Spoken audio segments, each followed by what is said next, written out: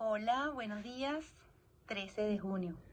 Un día más para hablar de la palabra de Dios. Qué privilegio y qué gozo que podamos hablar de este libro maravilloso que nos enseña de la vida de nuestro Creador, de la vida de Jesús y que nos ayuda a llevar una vida de manera recta y sobre todo con reglamentos, con leyes que aunque pareciese que es incómodo, lo que nos ayudan es a vivir, como dice la palabra de Dios, en paz y en armonía unos con otros.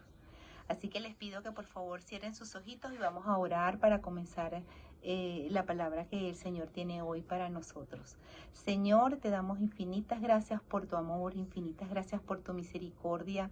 Gracias por este medio que nos permite ahondar en el conocimiento de quién eres tú y para unirnos a través de las distancias y abrazarnos. Gracias, Señor, por tu amor.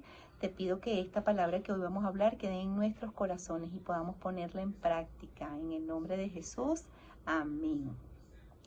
Hemos estado hablando durante algunas semanas del libro de Samuel y hoy vamos a hablar específicamente del capítulo 9. ¿De qué se trata este libro? ¿De qué se trata este capítulo? Se trata de un pueblo que tenía un profeta. Ya habíamos hablado anteriormente de Samuel, el hijo de Ana, un profeta guiado por el Señor. Imagínense qué privilegio tener un profeta para que guíe tu camino y para que guíe tu vida. Sin embargo, el pueblo de Israel no estaba conforme con ese profeta. Él quería tener un rey porque era lo que había visto en otras ciudades, en otros países. Y tanto el pueblo de Israel pide tener un rey, que bueno, el Señor escucha la petición de su corazón, a pesar de que el Señor tenía un plan y un propósito distinto para Israel, y estoy segura que era uno muchísimo mejor al que nosotros pensamos que tenemos, y en este caso Israel, el plan de Dios era diferente. Sin embargo, bueno, el Señor siempre con misericordia y con amor escucha a sus hijos. Y Él les concede la petición de su corazón y les coloca a Saúl como rey.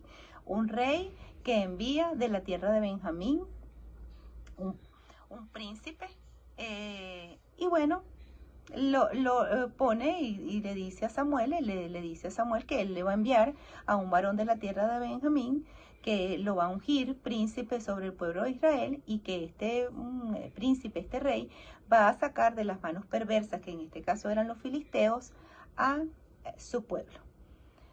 Bueno, Saúl sale de su tierra, va por mandato de su padre, porque habían perdido algunas asnas, sale en búsqueda de esas asnas, y en el recorrido siente y quiere hablar con este profeta Samuel. Fíjense cómo Dios hace las cosas. Él sintió en su corazón que debía ir a donde antes le llamaban videntes, a donde este profeta, para hablar con él, y bueno, porque sabía que era un hombre de Dios. Cuando él tiene el encuentro con Samuel, lo primero que hace al verlo es conocer que él era el hombre o el ungido de Dios sobre la nación de Israel. Y allí transcurre la historia. ¿Qué vemos en esta historia? Bueno, que Dios siempre en su inmensa misericordia tiene planes y propósitos, y que cuando nosotros los desviamos tenemos consecuencias, y esas consecuencias por supuesto no son buenas cuando es en desobediencia al Señor. Pero al final de todo eso dice la palabra del Señor, y lo dice en el capítulo 9 de Primera de Samuel: todas las cosas que el Señor tiene para nosotros al final nos ayudan a bien. Y aún en medio de la desobediencia, cuando nosotros volcamos la mirada al Señor, el Señor sigue las consecuencias, pero el Señor nos mira con ojos de misericordia y nos perdona. Hoy vamos a aprendernos el versículo de Proverbios 10:29, que dice: el camino de Jehová es fortaleza al perfecto, pero es destrucción a los que hacen maldad. Amiguitos, que esta palabra del Señor quede en nuestros corazones. Por favor, léanse con sus padres, en casa, con sus amigos.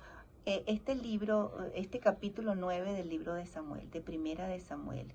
Y sigan la secuencia de estas historias tan hermosas que están vivas y vigentes ayer, hoy, y que estarán vigentes por siempre. Y que nos señalan un camino de perfección, que es el camino que nos lleva al camino del Señor, a la vida eterna y a un propósito claro y específico en la vida. Todos nosotros tenemos un llamado de Dios. Cuando nos convertimos en hijos de Dios es porque Él tiene un llamado para nosotros. Estemos atentos a escuchar la voz del Señor para saber cuál es ese llamado. Les amo y les bendigo en el poderoso nombre de nuestro amado Jesús. Amén y amén. Hasta la próxima clase. Besitos.